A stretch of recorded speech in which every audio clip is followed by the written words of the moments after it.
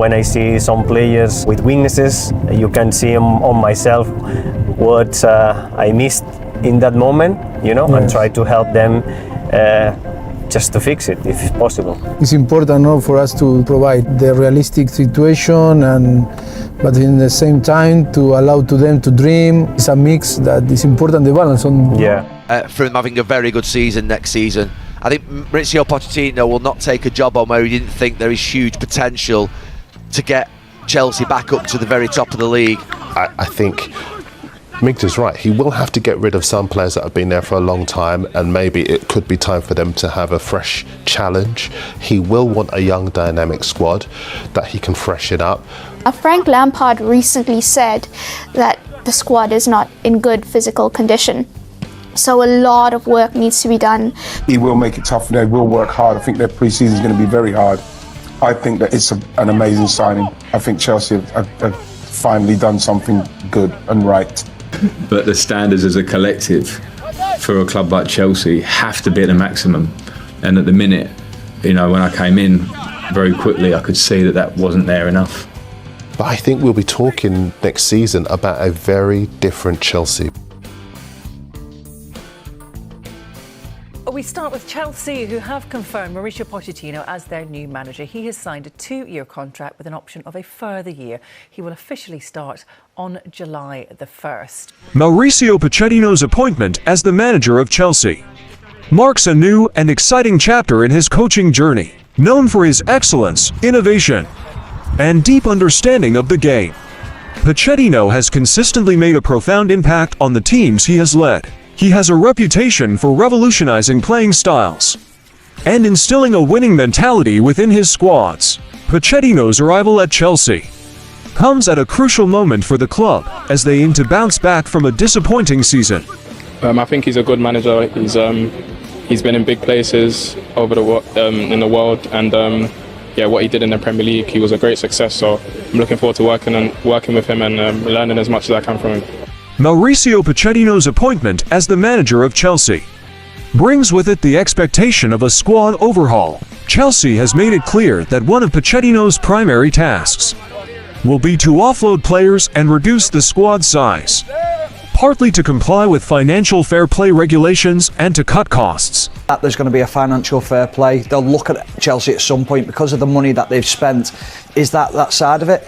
Or is it Pochettino going in and saying, hang about, I want to have a look at Chelsea first and I want to see what's going on.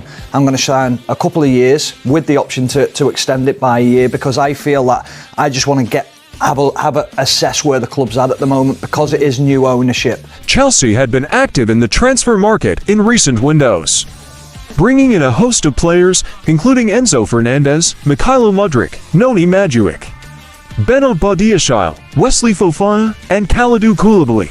However, their 12th place finish in the Premier League table pointed a disappointing season. The overarching thing for him will be to try and extract the best out of the resources he has, which he's proven he excels at throughout his managerial career, but also to ruthlessly trim down that squad. Anyone who doesn't meet his tactical demands or the standards he expects, they will be chopped. Pochettino, known for his meticulous approach and desire to shape the team to his vision, aims to bring in his own signings during the summer transfer window. He reportedly wants to reinforce the squad with a goalkeeper, a midfielder, and a striker. However, before he can make any additions, he will need to make room by offloading several players. You see a striker who's playing. The only inference you can draw from the fact that he hadn't been given a run of games under Lampard, Pierre-Emerick Aubameyang, is that it's political rather than football related, because they're not scoring goals, they're creating lots of chances, but they're not able to take them. Their record of scoring goals in the Premier League suggests that, and the Champions League, where they went out with a whimper. Despite their recent transfer activity, Chelsea is still expected to make additional signings.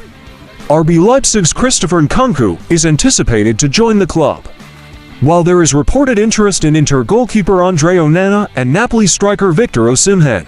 So I think the squad will be drastically reduced, but from what I'm told, to further hone what Pochettino won for the first 11, they're looking at another goalkeeper, which I suppose might seem surprising to people given they've spent 100 million in the last few years in goalkeepers.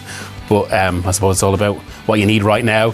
A centre forward, which is also where Lukaku's future is interesting, and a number 6 to kind of pin the team together. So they could be Mauricio Pochettino away and refining the squad and adding 1 or 2 more players to it in the right positions that they're short in, for him having a very good season next season. I think Mauricio Pochettino will not take a job on where he didn't think there is huge potential to get Chelsea back up to the very top of the league.